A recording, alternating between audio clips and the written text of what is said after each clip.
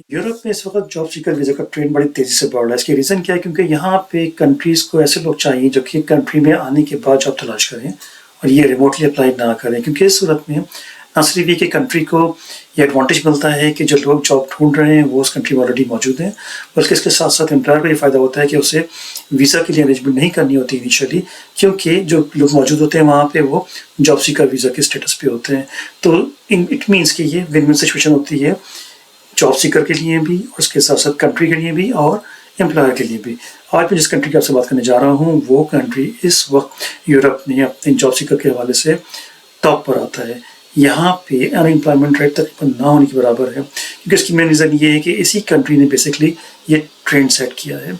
इस कंट्री के जो लिविंग एक्सपेंसेस हैं, वो बहुत लो है और इसकी क्वालिटी ऑफ लाइफ हाई है। This is the one of the main reason कि जो यूरोप में आने के जो लोग जॉब करने की ख्वाहिशमंद होते हैं वो इस कंट्री को प्रेफर करते हैं।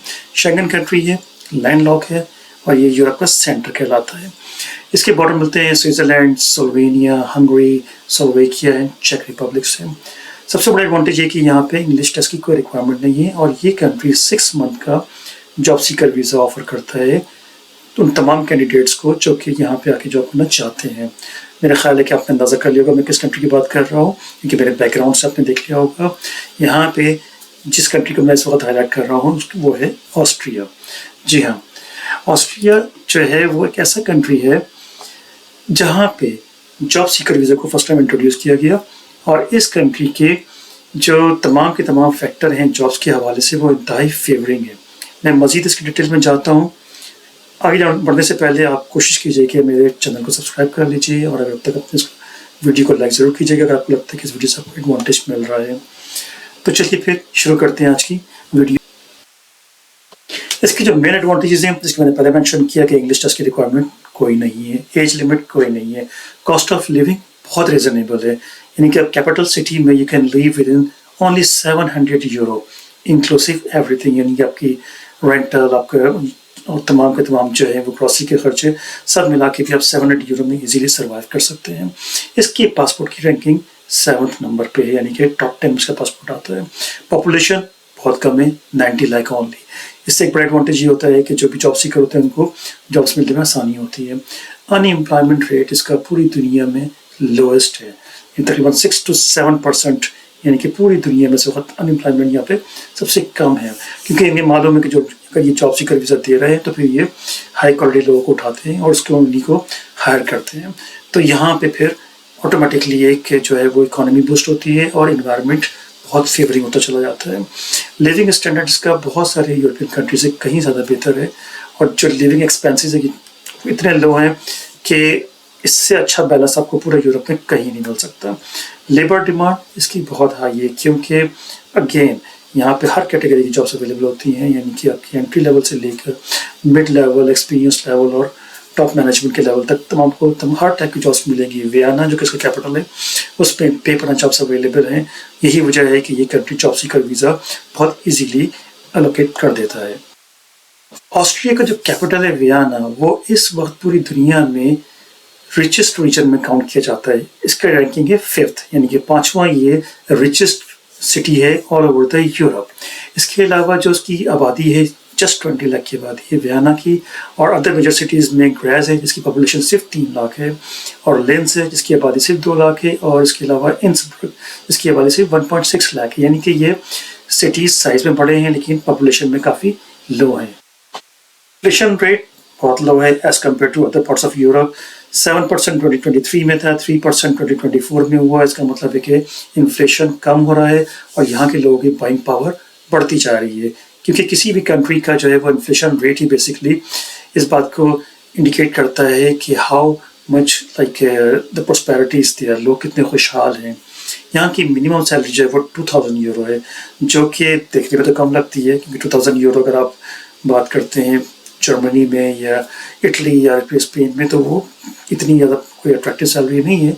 लेकिन क्योंकि यहाँ पर लिविंग एक्सपेंसेस लो हैं तो ये 2000 यूरो भी में भी आप इसी तरह से सर्वाइव कर सकते हैं, बल्कि अपनी सेविंग भी कर सकते हैं, क्योंकि जो टोटल एक्सपेंसेस हैं वो सिंगल पर्सन के वो तकरीबन कोई 600 से 700 यूरो के दरमियान वेरी करते हैं। ऑस्ट्रिया की जो नेशन है वो काफ़ी फ्रेंडली और वेलकमिंग नेशन है, यानी कि this country is counted as one of the most safest country in the world. इससे आप अंदाजा कर सकते हैं कि कितनी जो नेशन है वो उसकी बाई नेचर कितनी वेलकमिंग है और फ्रेंडली है। पब्लिक ट्रांसपोर्ट बहुत अच्छी क्वालिटी की है और काफ़ी चीप है। मैं कंपेयर कर रहा हूँ पब्लिक ट्रांसपोर्ट को यूके और like other part of Europe like Italy, Spain और फ्रांस और इन तमाम कंट्री बड़े कंट्रीज से। तो चलिए फिर शुरू करते हैं कि हमारा जो मेन ऑब्जेक्टिव है इस वीडियो का वो है जॉब सीकर वीज़ा किस तरह अप्लाई किया जाए, आपका क्या इसकी रिक्वायरमेंट होती है और किस किस तरह से आप इस वीज़ा को अप्लाई कर सकते हैं, इनकी आपकी प्री रिक्विजिशन क्या है, वो तमाम के तमाम स्टेप्स जिनके बारे में हम आपको पूरी डिटेल में बताएंगे। तो चलिए फिर प्रॉपरली स्टार्ट करते हैं। देखिए, सबसे पहली चीज़ है कि आपके पास वैलिड पासपोर्ट हो। आपके पासपोर्ट की वैलिडिटी एटलीस्ट 6 मंथ के लिए बाकी हो और मतलब अगर लास्ट 10 ईयर्स में इशू हुआ है तो 6 मंथ के लिए एटलीस्ट वैलिडिटी रखता हो, अदरवाइज आपका वीज़ा अप्रूव नहीं होगा। सेकंड जो इसकी डिमांड है वो ये है कि आपके पास फाइनेंशियल कैपेसिटी हो अपने लिविंग कॉस्ट को कवर करने के लिए। जैसे मैंने पहले कहा कि अगर आप 700 यूरो में पूरा महीना गुजार सकते हैं और 6 मंथ का वीज़ा है तो एटलीस्ट आपके पास 4200 यूरो आपके पास मौजूद हों, कि आपको शो करने होते हैं अपनी वीज़ा एप्लीकेशन में कि आप वहाँ पे जाके इजीली जो है वो रह सकते हैं, जॉब को सर्च कर सकते हैं। इसका थर्ड पॉइंट ये है कि आपके पास ग्रेजुएशन या मास्टर्स की डिग्री हो फ्रॉम रिकग्नाइज यूनिवर्सिटी से, यानी कि अगर आपके पास आप पाकिस्तान में क्वालिफाइड हुए हैं तो वहाँ के किसी भी रिकग्नाइज यूनिवर्सिटी से आपके पास ग्रेजुएशन किया हो या मास्टर्स किया हो, या आपने किसी भी अगर आपने मिडल ईस्ट में आपकी एजुकेशन हुई है, अपनी फार ईस्ट में हुई है, तो किसी रिकग्नाइज यूनिवर्सिटी से आपने जो है वो अपने कोर्स कंप्लीट किया हो, क्योंकि this is the pre requisite. क्योंकि ये जो वीज़ा है जॉब सीकर वीज़ा, ये सिर्फ उनको अलॉट किया जाता है जो कि क्वालिफाइड लोग होते हैं, यानी कि वो हाई प्रोफाइल के तो नहीं लेकिन एटलीस्ट वो अपने जो है वो जॉब की रिक्वायरमेंट को फुलफिल करने की एबिलिटी रखते हैं। इसके बाद हम बात करते हैं हेल्थ इंश्योरेंस की। देखिए, हेल्थ इंश्योरेंस जो है वो ऑस्ट्रिया में और जो बाकी शेंजन कंट्रीज़ में वो उनकी प्री रिक्विजिट होती है, क्योंकि जितने अर्से आपने वहाँ पे स्टे करना होता है वहाँ पे आपको हेल्थ इंश्योरेंस कवर होना लाजमी है, क्योंकि इसकी एक पर्टिकुलर परसेंटेज गवर्नमेंट कवर करती है और बाकी percentage health insurance provider cover करता है, क्योंकि हेल्थ इन शेंजन कंट्रीज़ में फ्री नहीं है। तो आपको जितनी भी एक्टिविटीज़ अपनी के हेल्थ से रेलेवेंट अपने हॉस्पिटल्स की अगर फैसिलिटीज़ को अवेल करना है तो आपके पास हेल्थ इंश्योरेंस का होना ज़रूरी है। तो इस चीज़ को आप ज़रूर चेक कीजिए और एप्लीकेशन बनाने से पहले अपने हेल्थ इंश्योरेंस को ज़रूर आप इस पर सर्च कर लीजिए। इसके बाद अब बात करते हैं एप्लीकेशन फॉर्म को अपने किस तरह से फिल करना है। देखिए, ऑनलाइन एप्लीकेशन फॉर्म मैं इस पर अगले स्टेप में जाऊंगा, then will talk about how to fill out, like वो कितने पॉइंट्स आपको चाहिए होते हैं। यहाँ इंडिकेट करता हूँ आपको मिनिमम 70 पॉइंट्स चाहिए होते हैं अपनी क्वालिफाई करने के लिए इस वीज़ा के लिए। तो फिर मैं आपको स्टेप बाय स्टेप लेकर चलूँगा स्क्रीन पे कि आप किस तरीके से आप पॉइंट कैलकुलेट कर सकते हैं। इसके बाद बात होती है कि आपने जब फिर अपना ऑनलाइन फॉर्म फिल कर लिया तो आपके पास नियरेस्ट एम्बेसी से आपको अपना अपॉइंटमेंट लेना है। और अगर आप इंडिया, पाकिस्तान, बांग्लादेश, श्रीलंका इन कंट्रीज़ में कहीं भी बेस्ड है तो इन मोस्टली साउथ एशिया कंट्रीज़ में ऑस्ट्रिया की अपनी एम्बेसीज मौजूद हैं जहाँ से आपको अपॉइंटमेंट लेना होता है। चाहे सिचुएशन जैसी भी क्यों ना हो, लेकिन बहरहाल आपको अपॉइंटमेंट सूनर और लेटर मिल जाता है। ये डिपेंड भी करता है कि आपने अपनी जो एप्लीकेशन सबमिट की है उसकी एक्यूरेसी और उसकी जो प्री रिक्विजिट डॉक्यूमेंट्स हैं उनकी एक्यूरेसी पे। Once you get the appointment, then you can move towards the embassy for an interview। क्योंकि देखें, ये तमाम स्टैंडर्ड प्रोसीजर है, क्योंकि जब आप अपने डॉक्यूमेंट सबमिट कर दिए वो तमाम जो अपने एप्लीकेशन में शो किए डॉक्यूमेंट्स वो आपको अपने साथ कैरी करना होंगे, ओरिजिनल डॉक्यूमेंट्स। क्योंकि अगर आपने अपनी ग्रेजुएशन या मास्टर्स की डिग्री साथ लेके जानी होगी, इसके साथ साथ अपने फाइनेंशियल स्टेटमेंट जो कि अटेस्टेड भी होना चाहिए, और इसके अलावा आपके जो वैलिड पासपोर्ट है, और तमाम अगर मीनवाइल आपने कोई भी एम्बेसी जो है वो अगर आपको इनके ऑस्ट्रेलियन एम्बेसी आपको इंडिकेट करती है कि आपको एडिशनल डॉक्यूमेंट्स लेके जाना है तो you must carry it with you on the day of appointment. Visa interview normally embassy में होता है, आजकल जो है वो टीम्स के थ्रू भी होता है, लेकिन वो इनिशियल इंटरव्यू होता है, दैन उसके बाद फिर आपको फिजिकल इंटरव्यू या फेस टू फेस इंटरव्यू के लिए call. After attending interview you have to wait for the decision, जो कि नॉर्मली जो है वो 14 से 21 डेज के दरमियान आ जाता है। तो इस दौरान में फिर आपको उन्हें अप्रोच करने की ज़रूरत नहीं होती, but after 21 days you can call them और you can approach them via email और वाया फ़ोन। इसके बाद फिर आपको अपना पासपोर्ट रिसीव करना है, जो कि एक स्टैंडर्ड प्रोसीजर है।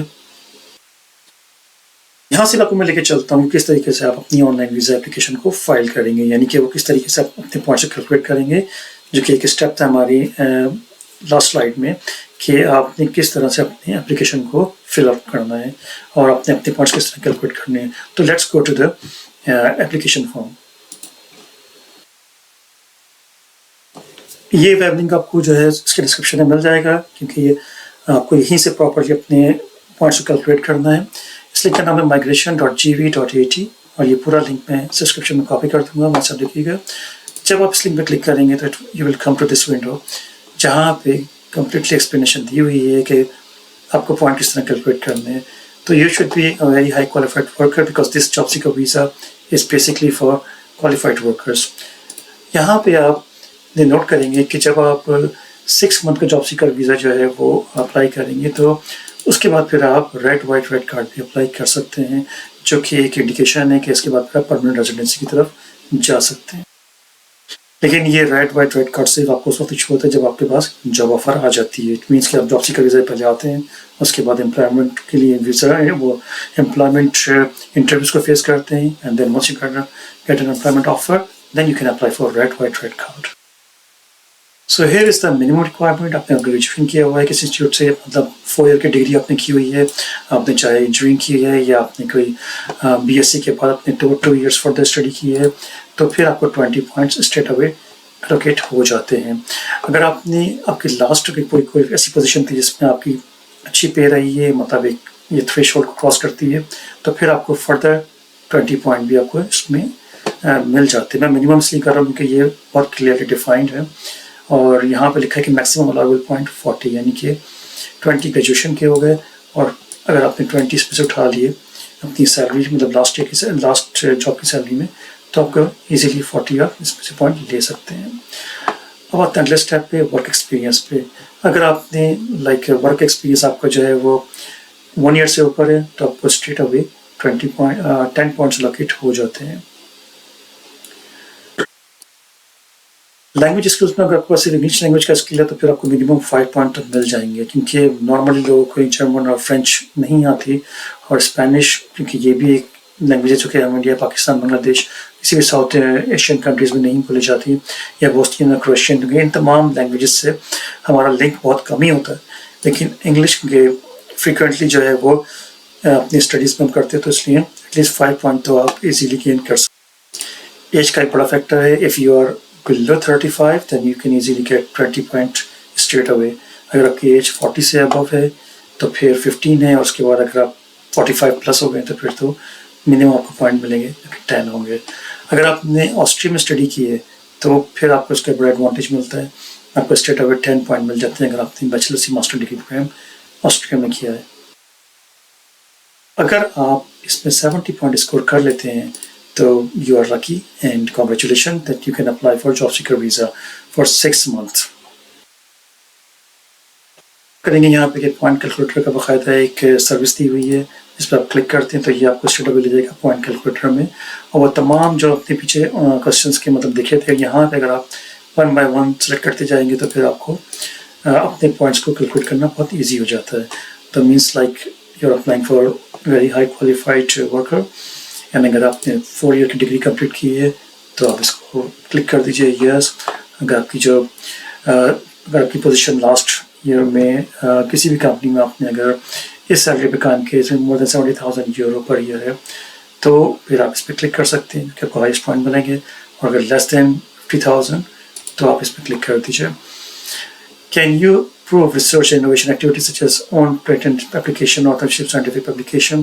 इसके बहुत कम चांसेस होते हैं क्योंकि ये बहुत ही हाई कैलिबर की रिक्वायरमेंट है, इसको आप नो कर दीजिए। Did you receive award in your field of expertise? It depends again, अगर आपने कोई अवार्ड लिया है तो उसको आप यस कर सकते हैं। बहरहाल अगर आप इन पॉइंट्स को, अगर आप इन क्वेश्चंस को आंसर करते जाएंगे तो नीचे आपके पॉइंट्स ऑटोमेटिकली कैलकुलेट होते जाएंगे, और once you complete this calculator you can easily find कि आप 70 पॉइंट ले चुके हैं या नहीं। अगर 70 पॉइंट ले ली तो you can easy apply for job seeker visa. So once you get qualified for 70 point then you can download the job application form, job seeker visa application form, जिसको आप फिल करने के बाद एम्बेसी में submit कीजिए और आपको 6 month का वीज़ा बहुत इजीली एलोकेट हो जाता है। प्लीज़ रिमेंबर इट के ऑस्ट्रिया में जो है वो जॉब सीकर वीज़ा लेना कदरे आसान है, बल्कि बहुत आसान है as compare to any other country. तो इसको ज़रूर अपने एडवांटेज लीजिए इस अपॉर्चुनिटी से। अपना बहुत ख्याल रखिएगा। Thank you so very much. Take care. अल्लाह हाफिज़।